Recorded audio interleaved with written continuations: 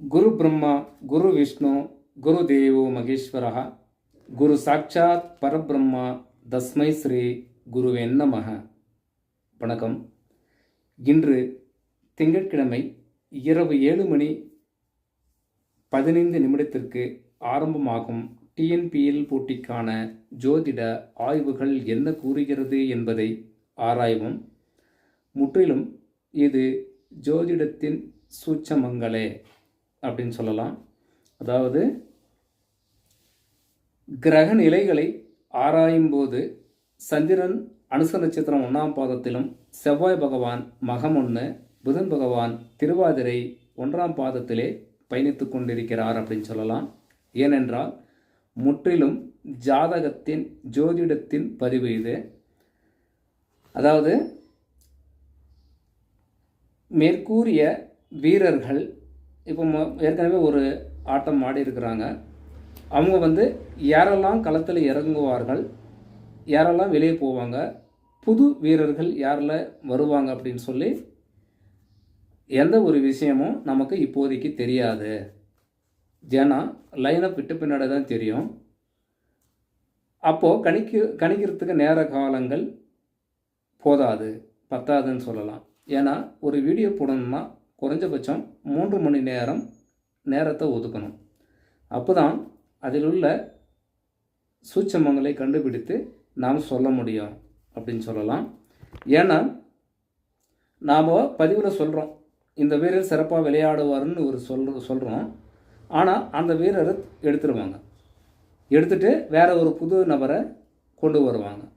அப்போ அப்படி வரும்போது என்னாகும், மேற்கூறிய நாம் பேசக்கூடிய விஷயங்கள் அனைத்துமே தவறாகி போய்விடும்.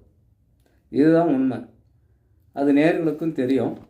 இருந்தாலும் எதிர்மறையான கமெண்ட் வராமல் இருக்கட்டும்ன்றதுக்காக ஓப்பனாக பேசக்கூடிய ஒரு நிலைமை வந்துடுது அப்படின்னு சொல்லலாம். அப்போ இந்த திங்கட்கிழமை இரவு 7 மணிக்கு நடக்கும் ஆட்டத்தை எந்தெந்த அணி அப்படின்னா சிஎஸ்ஜி, என்ஆர்கே இந்த அணிகள் பல பரீட்சை நடத்துகின்றன அப்படின்னு சொல்லலாம். அப்போ சிஎஸ்ஜி அணி பொறுத்தவரையில் கே ஆசிக், அதே போல் ஹரிஹரன், பாபா அபர்ஜித், வி சங்கர், அபிஷேக் தன்வர், பி குமார், லோகராஜ் இவர்கள் ஒரு சிறப்பான ஆட்டத்தை வெளிப்படுத்துபவராக இருக்க அதிக வாய்ப்புகள் உண்டு. எந்த அணி?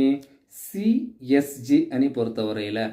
சப்போஸ் இவர்களில் எத்தனை பேர் களத்திலேருந்து வெளியேற்றுவாங்க, புது நபர்களை யாரெல்லாம் கொண்டு வருவாங்க அப்படின்னு சொல்லி தெரியாது. ஏன்னா போன மேட்சில் இருந்த அந்த நெட்லேருந்து எடுத்தது இது. அதை வச்சு ஆய்வுகள் செஞ்சு சொல்லிகிட்ருக்குறோம்.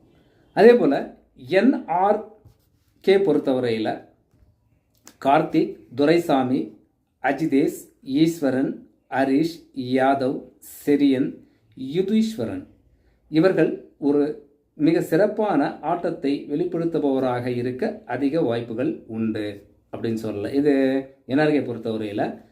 அப்போ இவர்கள் இப்படியே இருந்தாங்கன்னா பிரச்சனை இல்லை. களத்துலேருந்து லைனை விட்டு பின்னாடி யார் எடுக்கிறான், யாரை புதுசாக புகுத்துறாங்க அப்படின்னு சொல்ல முடியாது. அந்த ஒரு விஷயத்தினால சில நேரங்களில் நாம் பேசக்கூடிய வார்த்தைகள் தவறாகி போய்விடுகிறது அப்படின்னு சொல்லலாம். அப்போ எந்த அணி வின் பண்ணக்கூடியதாக இருக்கும் அப்படின்ற ஒரு கேள்வி ஒன்று வருது. அப்போ எந்த அணி முதலில் பவுலிங்கை தேர்ந்தெடுக்கிறதோ அந்த அணி வெற்றி பெறுவதாக சாத்தியக்கூறுகள் அதிகம் உண்டு அப்படின்னு சொல்லலாம். எப்படின்னா எந்த அணி ஃபீல்டிங்கை தேர்ந்தெடுக்கிறதோ அந்த அணி வெற்றி பெறும் அப்படின்னு சொல்லலாம்.